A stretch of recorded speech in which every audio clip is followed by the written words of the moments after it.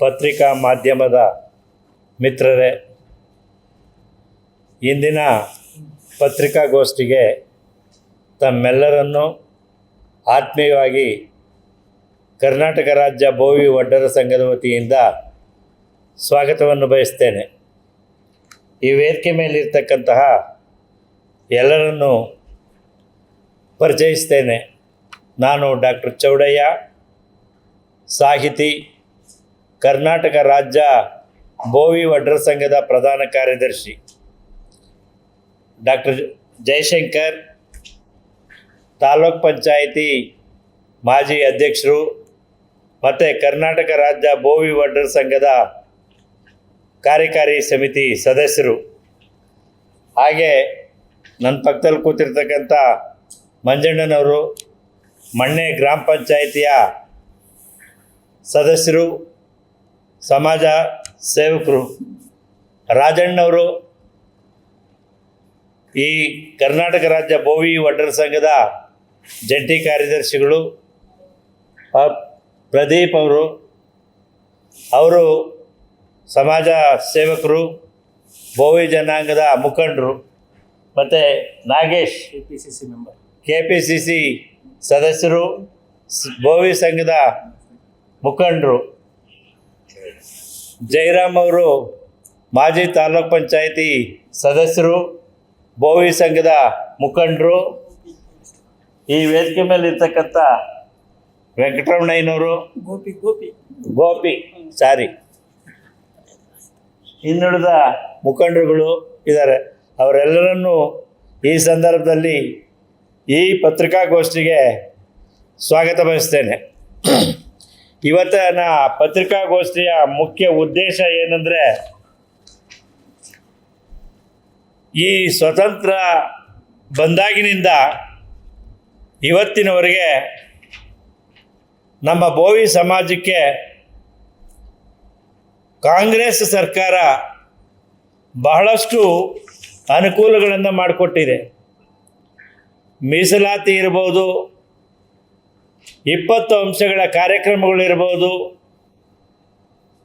ವಿದ್ಯಾಭ್ಯಾಸದಲ್ಲಿರ್ಬೋದು, ಶಿಕ್ಷಣ ಕ್ಷೇತ್ರದಲ್ಲಿರ್ಬೋದು, ಹೀಗೆ ಅನೇಕ ಕ್ಷೇತ್ರಗಳಲ್ಲಿ ನಮ್ಮ ಬಡವರ ಶ್ರೇಯಾಭಿವೃದ್ಧಿಗಾಗಿ ಅನೇಕ ಕಾರ್ಯಕ್ರಮಗಳನ್ನು ರೂಪಿಸ್ತಾ ಬಂದಿದೆ.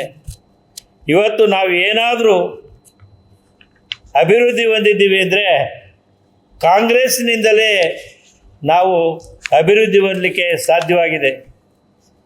ನಮ್ಮ ಬೋವಿ ಸಮಾಜ ಶ್ರಮಿಕ ವರ್ಗಕ್ಕೆ ಸೇರಿದ್ದು. ನಾವು ಗುಡಿಸಲುಗಳಲ್ಲಿ ವಾಸ ಮಾಡ್ತಾ ಅಲೆಮಾರಿಗಳಾಗಿ ಕಲ್ಲು ಬಂಡೆಗಳನ್ನು ಚೆಚ್ಚಿ ಅಲ್ಲೇ ಗುಡಿಸಲುಗಳನ್ನು ಹಾಕಿಕೊಂಡು ಅಲ್ಲೇ ಜೀವನವನ್ನು ನಡೆಸ್ಕೊಂಡು ಅಲ್ಲಿ ಏನಾದರೂ ಕೆಲಸಗಳು, ಮನೆಗಳನ್ನು ಕಟ್ತಾ, ಅಲ್ಲಿ ಏನಾದರೂ ಕಾಲುವೆಗಳನ್ನು ನಿರ್ಮಾಣ ಮಾಡ್ತಾ ಇದ್ದಂಥ ಸಂದರ್ಭಗಳಲ್ಲಿ ಅಲ್ಲಿ ಕೆಲಸ ಮುಗಿದ ನಂತರ ಮತ್ತೆ ಒಂದು ಊರಿಗೆ ಹೋಗೋದು, ಹೀಗೆ ಅಲೆಮಾರಿ ಜೀವನಗಳನ್ನು ನಡೆಸ್ಕೊಂಡಂಥ ಬಂದಂಥ ಜನಗಳಿಗೆ ಜಮೀನುಗಳನ್ನು ಕೊಟ್ಟಿದೆ, ಮನೆಗಳನ್ನು ಕೊಟ್ಟಿದೆ. ಈ ರೀತಿಯಾಗಿ ಕಾಂಗ್ರೆಸ್ ಸರ್ಕಾರ ನಮ್ಮ ಬೋವಿ ಜನಾಂಗಕ್ಕೆ ಅನೇಕ ವಿಧವಾದಂತಹ ಸವಲತ್ತುಗಳನ್ನು ಕೊಟ್ಟಿದೆ.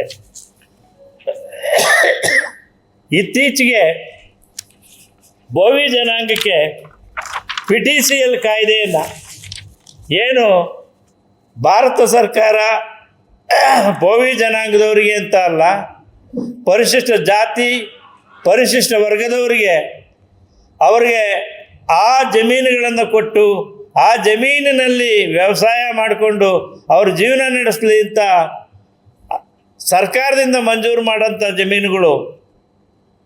ಕೆಲವರು ಆ ಜಮೀನುಗಳನ್ನು ಮಾರ್ಕೊಂಡಿದ್ರು. ಅವರ ಅಜ್ಞಾನದಿಂದ ಕೆಲವರು ಬಲಾಢ್ಯರು ಆ ಜಮೀನುಗಳನ್ನು ಬಲವಂತವಾಗಿ ಬರೆಸ್ಕೊಂಡಿದ್ರು.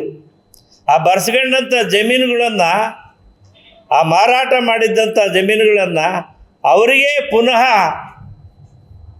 ವಾಪಸ್ ಕೊಡುವಂತೆ ಒಂದು ಕಾನೂನು ಇತ್ತು. 1978ರಲ್ಲಿ ಶ್ರೀಮತಿ ಇಂದಿರಾ ಗಾಂಧಿಯವರು ಕೇಂದ್ರ ಸರ್ಕಾರದಲ್ಲಿ PTCL ಕಾಯ್ದೆಯನ್ನು ಮಾಡಿ ಎಲ್ಲ ರಾಜ್ಯಗಳಿಗೂ ಅದೊಂದು ಸರಳ ಕಾನೂನನ್ನು ಜಾರಿಗೆ ತಂದರು. ಆ ಕಾನೂನಿನಲ್ಲಿ ಏನಪ್ಪ ಮಾಡಿದ್ರು ಅಂದರೆ, ಯಾರು ಈ ಸರ್ಕಾರದಿಂದ ಮಂಜೂರು ಮಾಡಿರ್ತಿರ್ತಾರೆ ಆ ಜಮೀನುಗಳನ್ನು ಬರೆಸ್ಕೊಂಡಿರ್ತಾರೆ, ಆ ಜಮೀನುಗಳನ್ನು ಪುನಃ ಯಾರು ಮೂಲ ಮಂಜೂರುದಾರರಿರ್ತಾರೆ ಅವರಿಗೆ ವಾಪಸ್ ಕೊಡಬೇಕು ಅಂತ ಇರ್ತದೆ. ಇಲ್ಲಿ ಕರ್ನಾಟಕದಲ್ಲಿ ಅಂದು ದೇವರಾಜ ಅರಸು ಮತ್ತು ಬಸವಲಿಂಗಪ್ಪನವರು ಈ ಕಾನೂನನ್ನು 78ರಲ್ಲಿ ಜಾರಿಗೆ ತರ್ತಾರೆ.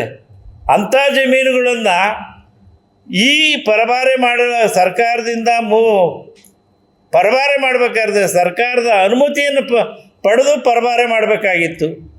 ಆದರೆ ಅವೈಜ್ಞಾನಿಕವಾಗಿ ಈ ಅಜ್ಞಾನದಿಂದ ಇವರು ಯಾರು ಸರ್ಕಾರದ ಪೂರ್ವಾನುಮತಿ ಪಡೆಯದೇ ಮಾರಿದ್ದಂಥ ಜಮೀನುಗಳನ್ನು ಮತ್ತೆ ಅವರಿಗೆ ಮಾಡಬೇಕಾದ್ರೆ ಒಂದು ತೊಡಕಿತ್ತು ಕಾನೂನಿನಲ್ಲಿ. ಅಸಿಸ್ಟೆಂಟ್ ಕಮಿಷನರ್ ಅವರು ಈ ಕಾನೂನಿನಲ್ಲಿ ಲಿಮಿಟೇಷನ್ ಇಲ್ಲ, ಆದ್ದರಿಂದ ಆ ಜಮೀನಿಗೆ ಕೊಡೋಕ್ಕಾಗೋದಿಲ್ಲ ಅಂತ ಹೇಳ್ಬಿಟ್ಟು ಆ ಜಮೀನಿಗೆ ಕಾನೂನಿನಲ್ಲಿ ಸಂದು ಹೋಗಿದೆ, ಕಾಲ ಕಳೆದು ಮೀರು ಹೋಗಿದೆ ಅಂತ ಹೇಳ್ಬಿಟ್ಟು ಲಿಮಿಟೇಷನ್ ಇಲ್ಲ ಅಂತ ಹೇಳಿ ಹೈಕೋರ್ಟ್ಗೆ ಹೋಯ್ತು. ಹೈಕೋರ್ಟಿಂದ ಸುಪ್ರೀಂ ಕೋರ್ಟ್ಗೆ ಹೋಯ್ತು.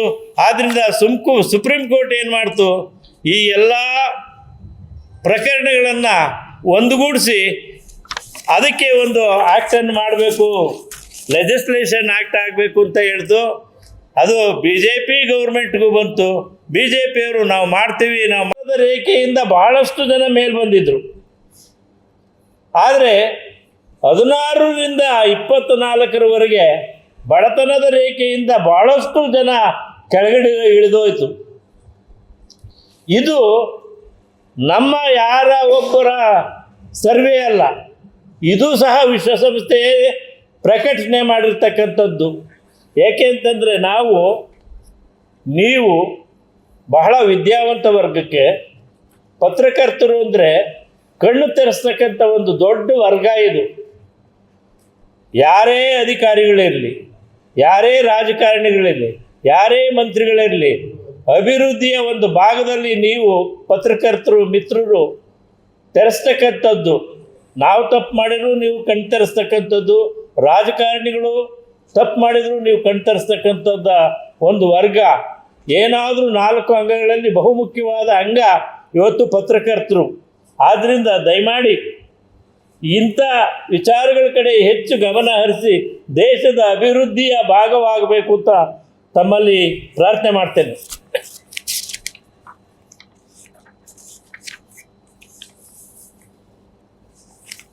ಈ ಎಲ್ಲ ಅಂಶಗಳನ್ನು ಗಮನದಲ್ಲಿಟ್ಕೊಂಡು ಇಡೀ ಬೋವಿ ಜನಾಂಗ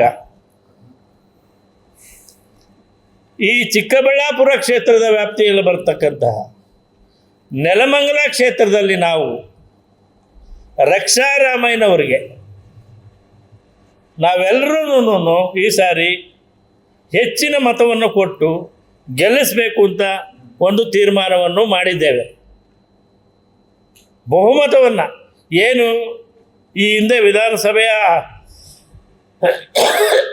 ಚುನಾವಣೆ ನಡೆದಾಗ ಕೊಟ್ಟಂಥ ಮತಗಳಿಗಿಂತ ಜಾಸ್ತಿ ಮತವನ್ನು ಕೊಟ್ಟು, ಏಕೆಂದರೆ ಅಭ್ಯರ್ಥಿಯ ಹಿಂದೆ ಯಾವುದೇ ವಿಧವಾದಂತಹ ಲೋಪದೋಷಗಳಿಲ್ಲ, ಅವರ ಕುಟುಂಬದ ಹಿನ್ನೆಲೆ ನೋಡಿದಾಗಲೂ ಯಾವುದೇ ಲೋಪದೋಷಗಳಿಲ್ಲ, ಸಚ್ಚಾರಿತ್ರ್ಯವುಳ್ಳಂಥ ವ್ಯಕ್ತಿ, ಸಾಧು ಪ್ರಾಣಿ, ನಮಗೆ ಸೂಕ್ತವಾದಂಥ ಕಾರಣ ನಾವೆಲ್ಲರೂ ಬಡವರ ಬಂಧು ರೀತಿಯಲ್ಲಿ ಕಾಣ್ತಾ ಇದ್ದಾರೆ. ಆದ್ದರಿಂದ ಬೋವಿ ಸಮಾಜ ಅವರ ಬೆನ್ನಿಗೆ ನಿಂತಿದೆ ಅಂತ ಹೇಳ್ತೇನೆ. ಅದು ಮತ್ತೊಂದು ಗಣನೀಯವಾದಂಥ ವಿಚಾರ ಅಂದರೆ,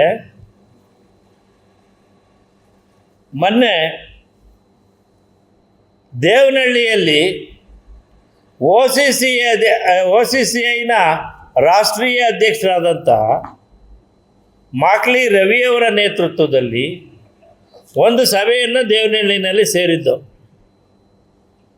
ಚಿಕ್ಕಬಳ್ಳಾಪುರ, ದೊಡ್ಡಬಳ್ಳಾಪುರ, ಏನು ಅದು ವ್ಯಾಪ್ತಿನಲ್ಲಿ ಬರ್ತಕ್ಕಂಥ ಎಲ್ಲ ಬೋವಿ ಸಮಾಜದ 1,000 ಜನ ಒಟ್ಟಿಗೆ ಸೇರಿ ಚಿಕ್ಕಬಳ್ಳಾಪುರ ವ್ಯಾಪ್ತಿನಲ್ಲಿ ಬರ್ತಕ್ಕಂಥ ಎಲ್ಲ ಬೋವಿ ಸಮಾಜದವರು ನಾವು ಒಟ್ಟಾರೆ ಕಾಂಗ್ರೆಸ್ಗೆ ಮತ ನೀಡಬೇಕು, ರಕ್ಷಾರಾಮಯ್ಯನವ್ರನ್ನ ಅಧಿಕ ಮತಗಳಿಂದ ನಾವು ಗೆಲ್ಲಿಸಬೇಕು ಅಂತ ಹೇಳಿ ಒಂದು ನಿರ್ಣಯವನ್ನು ಮಾಡಿದ್ದೇವೆ. ಒಟ್ಟಾರೆ ಈ ಸಾರಿ ಬೋವಿ ಸಮಾಜ ಚಿಕ್ಕಬಳ್ಳಾಪುರ ಲೋಕಸಭಾ ಕ್ಷೇತ್ರದಲ್ಲಿ ಹೆಚ್ಚಿನ ಮತಗಳಿಂದ ನಾವು ಗೆಲ್ಲಿಸ್ತೇವೆ. ರಕ್ಷಾರಾಮಯ್ಯನವರ ಗೆಲುವು ಖಚಿತ, ನಿಶ್ಚಿತ.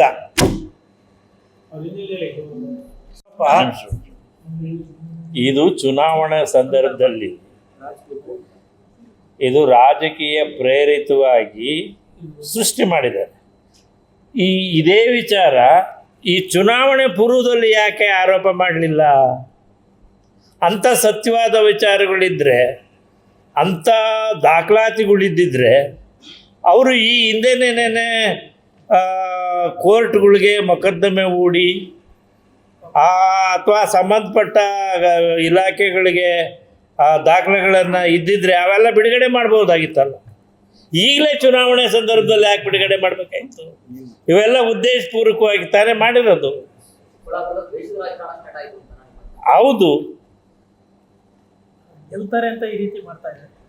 ಅಸೂಯೆಯಿಂದ ಮಾಡ್ತಕ್ಕಂಥದ್ದು ಚುನಾವಣೆ ಸಂದರ್ಭದಲ್ಲಿ ಇದನ್ನ ಎದ್ದು ಕಾಣ್ತದೆ. ಇವತ್ತು ಏನಕ್ಕೆ ನಾವು ಇವತ್ತು ಪತ್ರಿಕಾಗೋಷ್ಠಿ ಕರೆದೀವಿ ಅಂತ ನಮಗೆಲ್ಲ ಗೊತ್ತಿರ್ಬೋದು.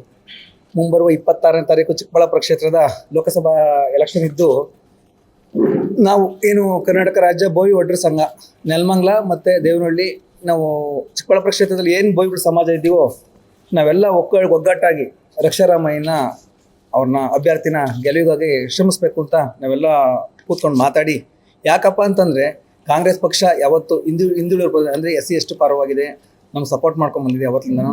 ಇವತ್ತೇನು ಮನೆಗೆ ಅಕ್ಕಿಗಿರ್ಬೋದು, ರೇಷನ್ ಇರ್ಬೋದು, ಕೊಡ್ತಕ್ಕಂಥ 2,000 ರೂಪಾಯಿ ಕಾಸು ಇರ್ಬೋದು, ವಿದ್ಯುತ್ ಶಕ್ತಿ ಇರ್ಬೋದು, ಮತ್ತು ಏನು ಲೇಡೀಸಿಗೆ ಕೊಡ್ತಾರೆ 2,000 ರೂಪಾಯಿ ಇರ್ಬೋದು, ಬಸ್ಸಿನ ವ್ಯವಸ್ಥೆ ಇರ್ಬೋದು, ಈ ಎಲ್ಲ ಸೇವೆಗಳಿಂದ ಇವತ್ತು ಬಡವರ ಬಗ್ಗರಿಗೆ ಅನುಕೂಲ ಆಗಿದೆ ಒಂದು.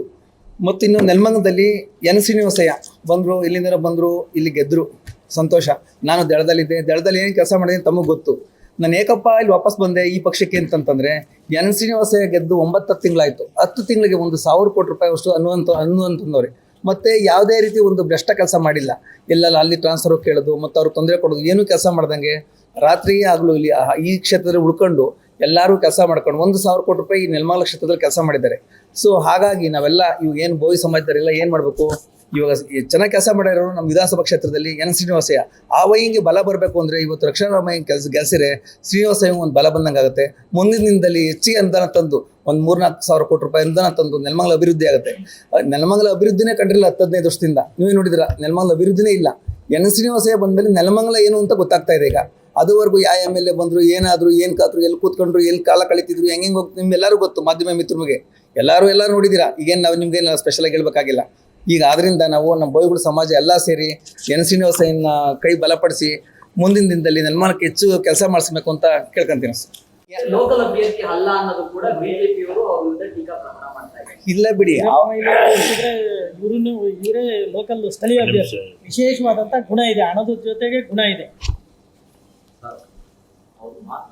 ಹಂಗೆ ರಕ್ಷಾರಾಮಯ್ಯನ ಸುಧಾಕರ್ ಗಣ ಇದೆಯಲ್ಲ ಸರ್. ಸುಧಾಕರ್ ಎಷ್ಟು ಸಂಪಾದನೆ ಮಾಡಿದ್ರು ಕೋವಿಡಲ್ಲಿ ತಮಗೂ ಗೊತ್ತಲ್ಲ. ಎಷ್ಟು 1,000 ಕೋಟಿ ಸಂಪಾದನೆ ಮಾಡಿದ್ದಾರೆ, ಎಷ್ಟು ಕಮಿಷನ್ಸ್ ತೊಗೊಂಡಿದ್ದಾರೆ, ಹೆಣದ ಮೇಲೆ ಎಷ್ಟು ರಾಜಕೀಯ ಮಾಡಿದ್ದಾರೆ, ಆಮೇಲೆ ಅವ್ರ ಕ್ಷೇತ್ರದಲ್ಲಿ ರಾಜಕೀಯ ಮಾಡಿ ಎಷ್ಟು ದುಡ್ಡು ಸಂಪಾದನೆ ಮಾಡಿದ್ದಾರೆ, ಎಷ್ಟು ಪ್ರೆಷರ್ ಕೇಸ್ ಹಾಕ್ಸವ್ರೆ, ಎಷ್ಟು ದುಡ್ಡು ಕಬಳಿಸೋರೆ ಅಂತ ನಮಗೆ ಗೊತ್ತಲ್ಲ.